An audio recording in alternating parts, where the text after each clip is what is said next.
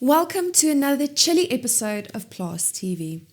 Today, Manoshi Mothapo of the ARC Natural Resources and Engineering Department explained the causes of vegetable post-harvest losses that is currently experienced by smallholder farmers. Then, Devrede Farming, in collaboration with the Sernick group, recently held a Farmers' Day in Limpopo for emerging cattle farmers. Plaas TV attended this event as well, so stay tuned for a few insightful interviews on this. But first, over to Lisa for the latest agricultural news.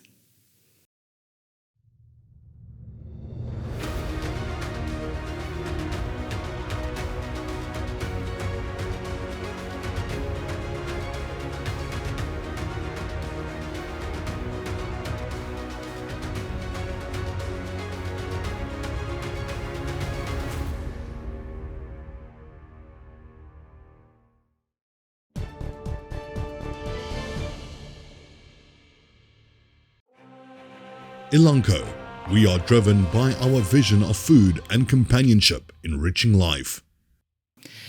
In today's news, JSE-listed company Tongaat Hewlett has decided to terminate an underwriting agreement of up to 2 billion rand with Magister Investments. This is for the planned 5 billion rand rights issue to reduce the company's debt. According to analysts and shareholders activist David Willem, the proposed rights issue would have resulted in an 85 to 90% dilution of a company that had already lost 95% of its value. Tongaat recently announced the termination of the underwriting agreement with Magister, highlighting that it was subject to the fulfillment of certain conditions precedent on or before 30 June. It does not anticipate these conditions to be fulfilled on or prior to that date. Cabinet has approved the publication of a draft strategy to formalise and transform South Africa's game meat market. The proposed strategy provides an implementation plan that will formalise and strengthen the sector as both a provider of food security and an economic growth sector that can help create job opportunities. A presentation by the Department of Forestry, Fisheries and the Environment indicated that the strategy would provide mechanisms or interventions to unlock the full economic potential of the game meat industry domestically, regionally and internationally. According to the department, potential game meat exports are estimated at over 60,000 tonnes. This equates to about 4 billion rand annually. Formal and informal game auctions generate as much as 500 million rand each year. And according to meteorologists in Australia, a third consecutive year of La Niña is on the cards. Some researchers are warning that climate change could make La Niña-like conditions more likely in future. More La Niña events would increase the chances of flooding in Southeast Asia, boosting the risk of droughts and wildfires in the southern western United States. It will also create a different pattern of hurricanes, cyclones and monsoons across the Pacific and Atlantic Oceans. A 3-year La Niña has occurred only twice since 1950. And that's today's news.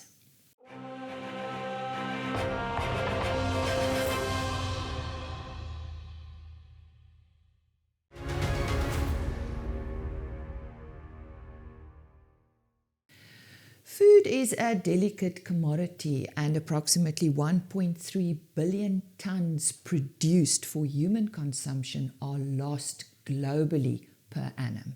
Now, post-harvest losses of fresh produce have been a concern for both the seller and the farmer, and I'm sure each and every one of us. And this is from the beginning of agriculture. Joining me today is Manoshi Mothapo, and she's from the ARC. Welcome, Manoshi. Thank you so much, and thank you for having me. Let's discuss this issue. First, explain to us what is post-harvest losses and how does it occur? Okay, so post-harvest losses, as it says, it's the losses or the portion of fruit and vegetables that does not reach the intended end user. So when farmers are producing their produce, they are producing that for them to sell to the consumers and to the markets. So if a portion of that does not reach the market, then it's a loss to the farmer, and we term it as post-harvest losses. So this mainly occur in farm facilities, where farmers, instead of producing their produce and after that they harvest, and they have to ensure that they handle the produce correctly as they are producing. So when they are not handling those produce correctly, then it causes the post-harvest losses. And it also mainly because of the transportation as they are transporting to the markets. So if they are not packed properly and according to the standards as they are moving to the market, so those produce can end up being, just to use a simple language, being injured through transportation, and when they get to the market, they don't meet the right standards, and they have to be returned back to the farmers. So what effect does this have on food production? So this has a great impact on the food production, because at the end of the day, we want to meet the demand. So if producers are unable to meet the demand as a country, then we are going to have challenges where the prices will escalate and the consumer has to bear the whole cost. And as the producer is also suffering, they are going to reap less rewards and less income that they are going to make. So this also affects food security in the country, because we are now a food insecure country, although we've got a lot of farmers that are producing, but we are unable to meet the demands, and the post-harvest losses has great impact on that. So if we are able to minimize the losses, we'll be able to meet the demand of the country and reduce food insecurity. Well, don't go away. When we come back, we'll focus on the highest losses in fresh produce reported.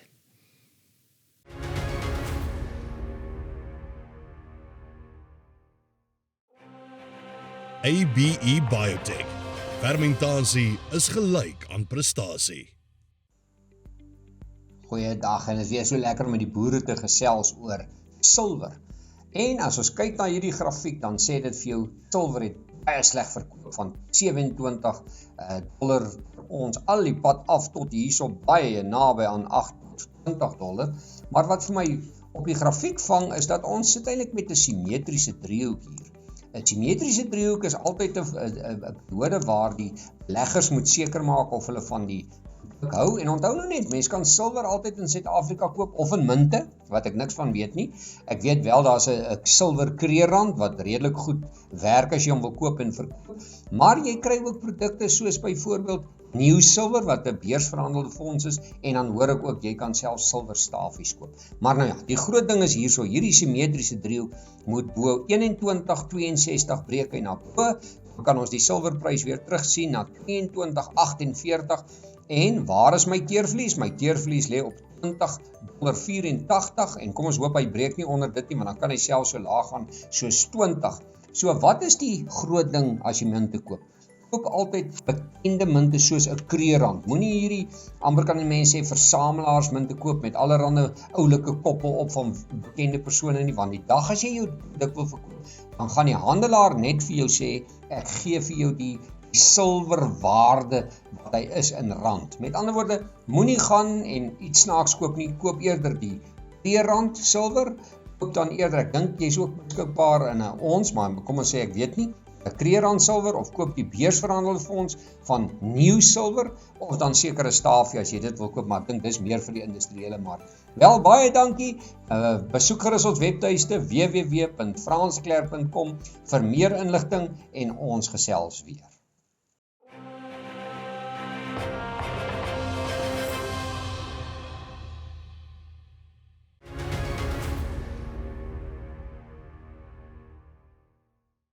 Welcome back to our discussion on post-harvest losses of fresh produce. We're focusing on where the highest losses in fresh produce have been reported. Where is that? So As we talked previously about the farmers not meeting the demand. So first thing what they have to do at farm level is they have to produce. So crops that they produce include fruits and vegetables, and in this case the fruits they can include your mangoes, your tomato is also a fruit and also a vegetable. So things like your tomatoes, your root crops and your tubers, those are the kind of produce that the farmers are producing, and the leafy crops. So when you get to the farm level, you get your farmers that are producing these crops. So those losses from the vegetables, your root crops and the tubers are the ones that are in getting high amount of losses. So this at farm level is where we are experiencing the losses, mainly due to handling.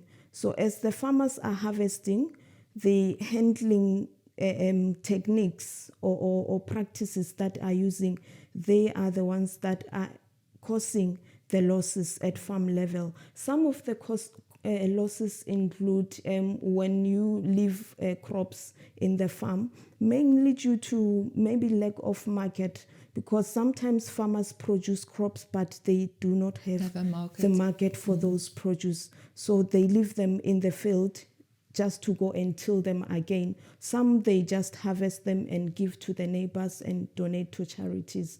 So those kind of losses are the ones that are experienced by the farmers at farm level. So other losses include losses during packaging and grading of the produce.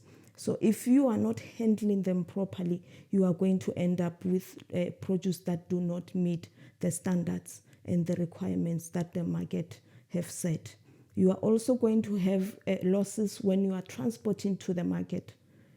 If they are not packed to the right standard during transportation, they will end up getting things like bruises, scratches.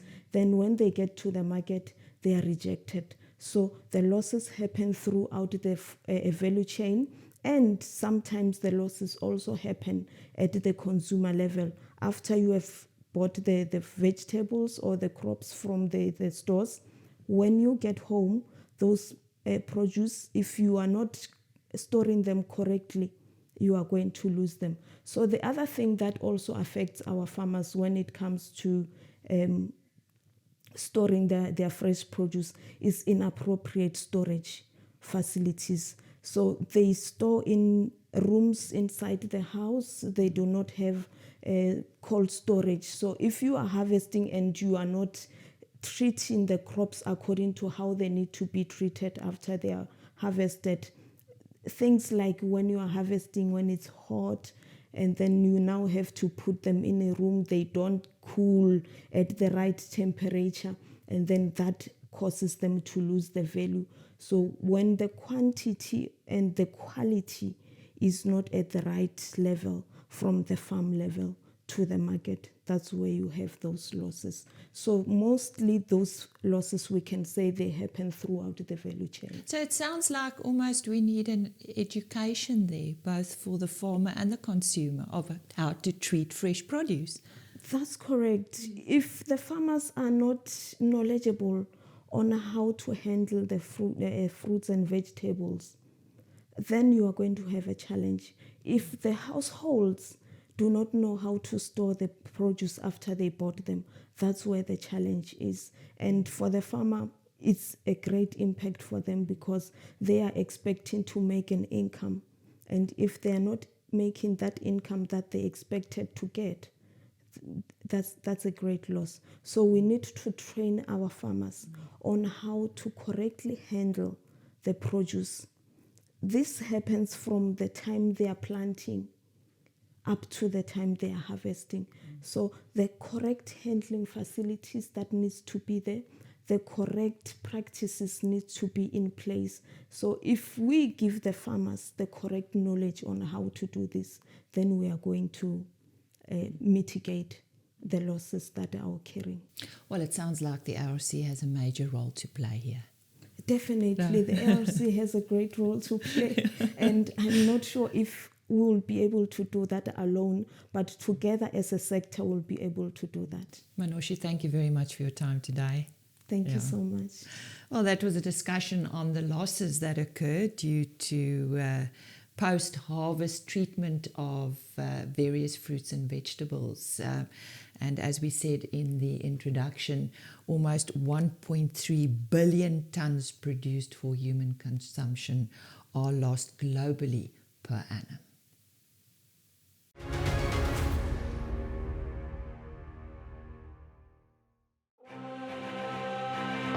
BKB, die betroubare tuiste van landbou.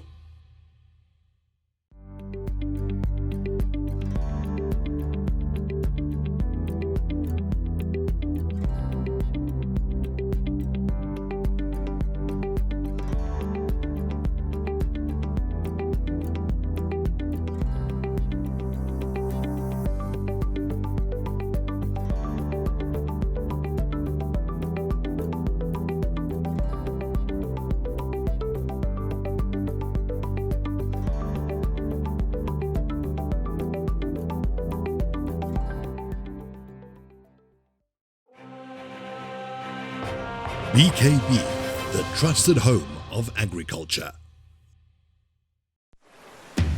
Op 12 April 2022, na die verwoestende oorstromings in KwaZulu-Natal, moes ons ophou voertuie bou.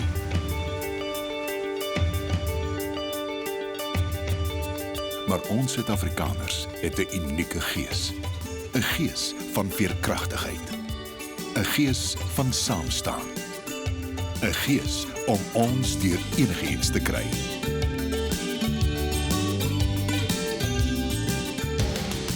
En ons sal binnekort terug wees om weer Mzansi se gunsteling voertuie te bou. In dieselfde gees soos altyd.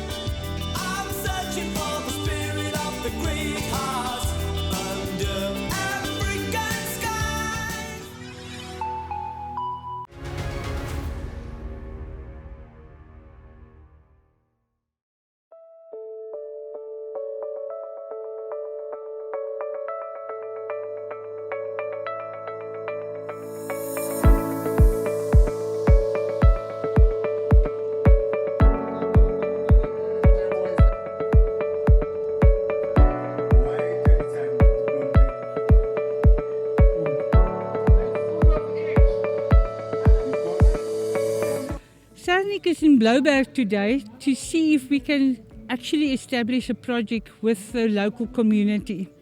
The Devrede co-op has invited us to partner with them so that we can do something to help them to make this a viable commercial entity in this area.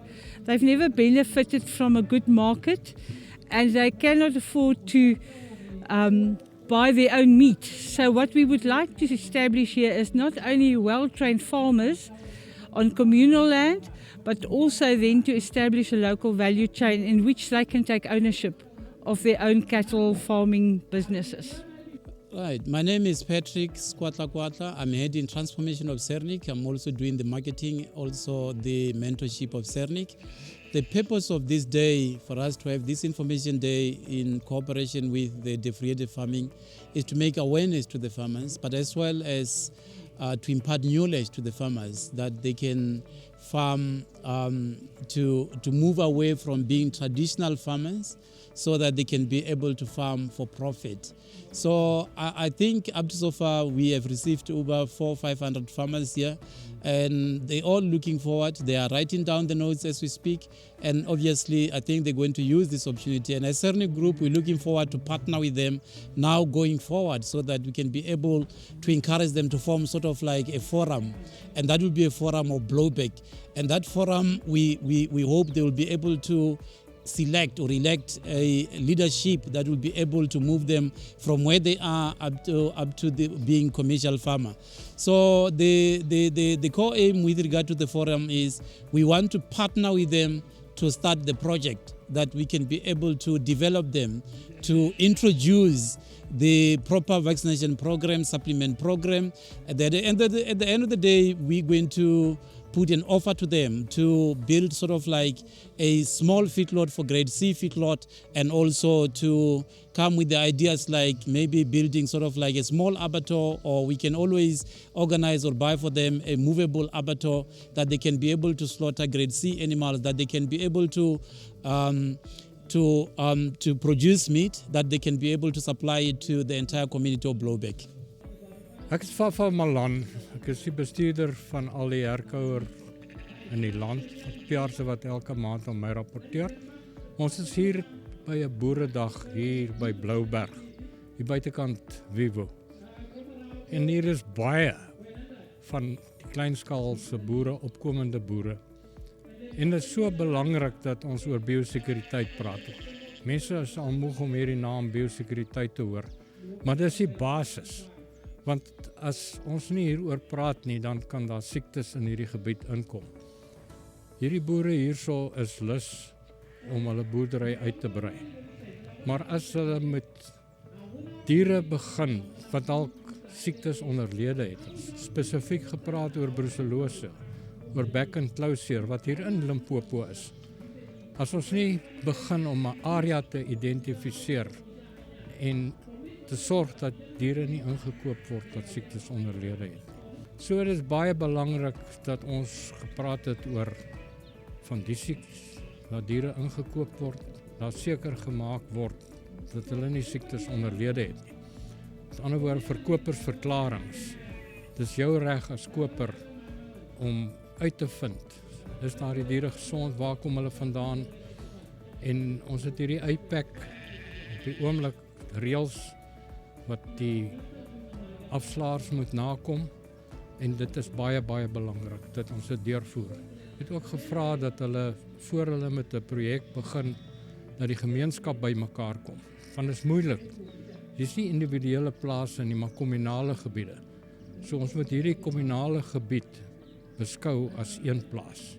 So watter planne gaan hulle maak? Gaan hulle almal betrek? Dit is so belangrik dat die veeartse, staatsveeartse en ook dieregesondheidstegnisie moet wees. En dit het ek eintlik waargeneem dat hulle nie betrokke is nie. Dit is baie belangrik. En dan die opleiding, dat mense inligting kry. En dis eintlik waarmee ek besig is.